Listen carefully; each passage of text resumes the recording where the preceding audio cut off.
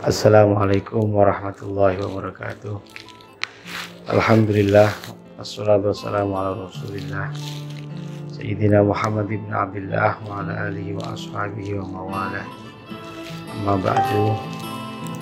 Segenap kaum muslimin, pemirsa yang berbahagia, alhamdulillahirabbil alamin, pada hari yang bahagia ini, pada bulan Ramadan ini, ada satu tema yang akan kami angkat, yaitu aswaja. Bagaimana peran aswaja hari ini, sejauh mana fungsi dan manfaat keberadaan aswaja kepada dakwah kemanusiaan, dakwah kehidupan, serta sendi-sendi berbangsa dan bernegara. Dahulu, jauh sebelum Indonesia merdeka, pada saat Rasulullah diutus oleh Allah ke dunia ini, dalam hadis disampaikan, innama bu'istu liutammima makarimal akhlaq, bahwasanya saya diutus oleh Allah ke muka bumi ini untuk menyempurnakan akhlak. Bagaimana menata kehidupan hubungan manusia dengan Tuhannya, hubungan manusia dengan sesama yang lain, serta dengan lingkungannya.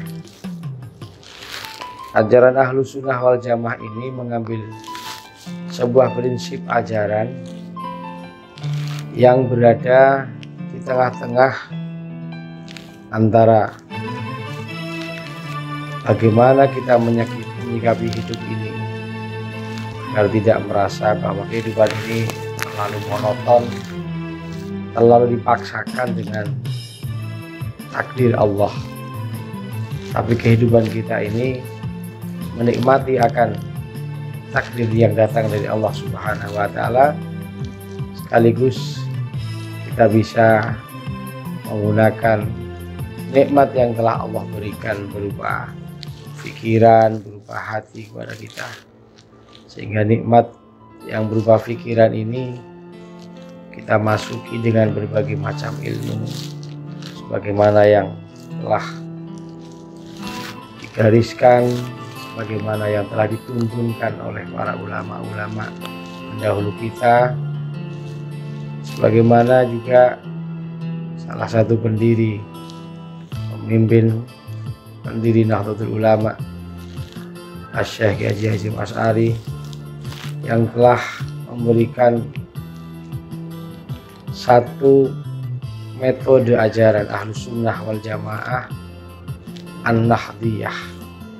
Jadi ajaran Ahlus Sunnah wal Jamaah, tapi yang versi Nahdlatul Ulama. Nahdlatul Ulama ini dilahirkan di Indonesia. Kedua aswaja ini akan menjadi versi yang sesuai dengan budaya dan kehidupan bangsa Indonesia. Maka pada zaman kekinian dikenal dengan bahasa baru, istilah baru, yaitu Islam Nusantara. Jadi ajarannya adalah tetap ajaran Islam, tapi bisa berada di tengah-tengah di antara kehidupan Nusantara yang syarat dengan berbagai aspek, baik dunia modernnya, kecanggihan IT-nya, kemajuan ekonominya, lahirnya berbagai macam pergerakan dan organisasi.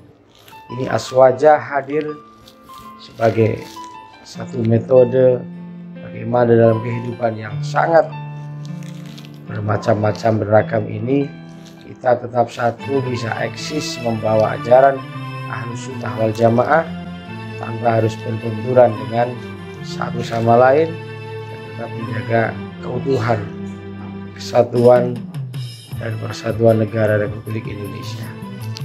Para pemirsa yang berbahagia, hari ini kita mendengarkan satu dua kejadian terkait adanya ledakan bom di sebuah gereja katedral, mungkin ledakan bom di tempat keramaian mungkin, atau juga pembunuhan kejadian-kejadian perampokan.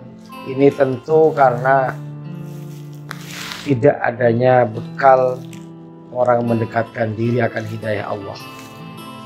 Tidak adanya bekal pendekatan yang benar di dalam dakwah Islamiyah.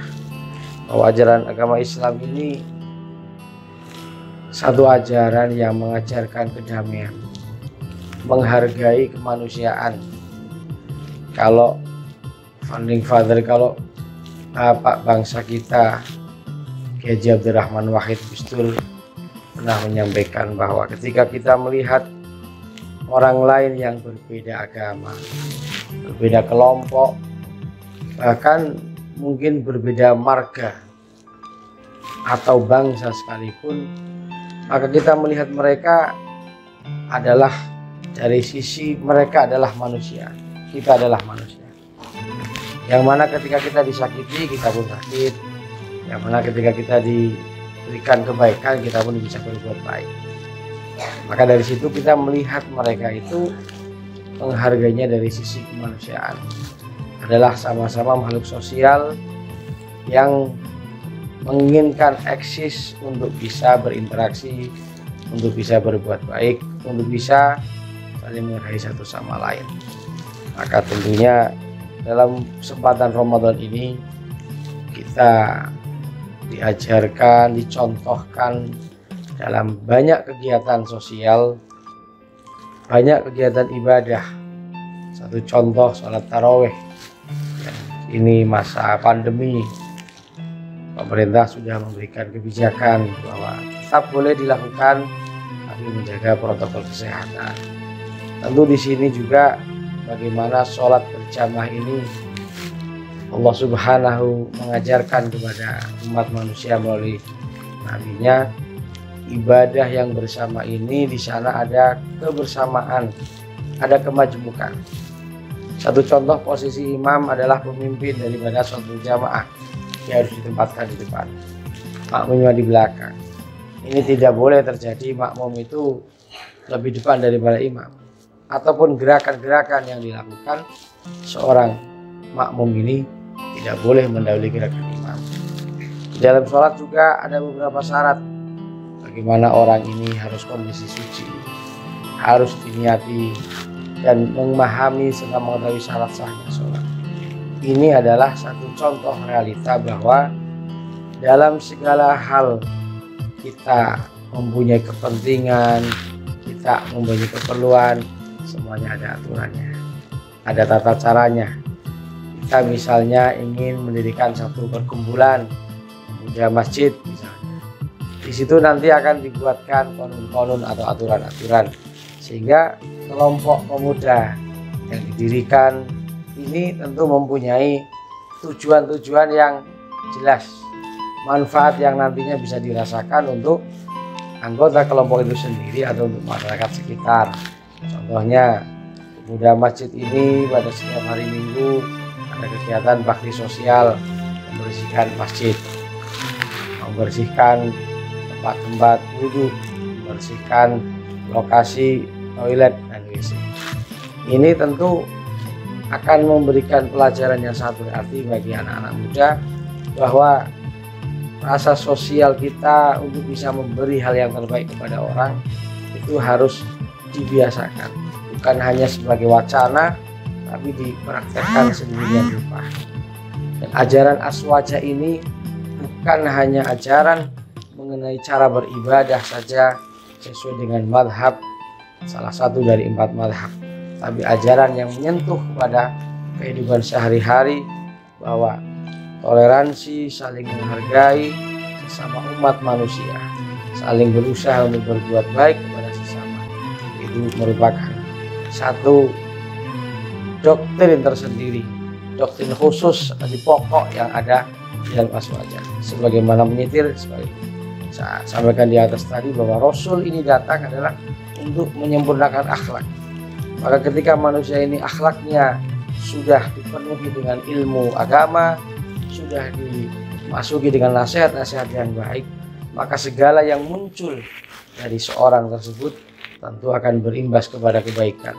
Dia menjadi guru akan baik, yang menjadi pegawai dia akan baik, yang menjadi pejabat akan baik, dia menjadi pengusaha akan baik, yang menjadi pekerja kasar sekalipun tentu dia akan menjadi baik. Karena ajaran yang masuk ke dalam dirinya bukan saja ajaran agama yang murni di dalam beribadah kepada Allah saja, tapi ajaran agama yang menjaga hubungan antara sesama manusia satu dengan yang lainnya. Inilah yang saya kira sering disampaikan oleh para ulama-ulama pendiri bangsa ini, bahwa aswaja ini adalah ajaran ahlus sunnah wal jamaah. Ahlus sunnah itu mengikuti ajaran-ajaran Rasulullah, wal jamaah ini adalah ajaran-ajaran yang dilakukan oleh para sahabat Rasul, baik dalam beribadah maupun dalam kehidupan sehari-hari. Maka dulu kalau kita melihat satu contoh ibadah yang sering kita lakukan pada bulan Ramadan, yaitu sholat taraweh. Sholat taraweh itu pada zaman Rasul belum dikenal. Rasul itu pada zaman itu hanya mengenal sholatul lail, sholat malam. Sholat taraweh itu baru muncul pada masa sahabat Umar bin Khattab.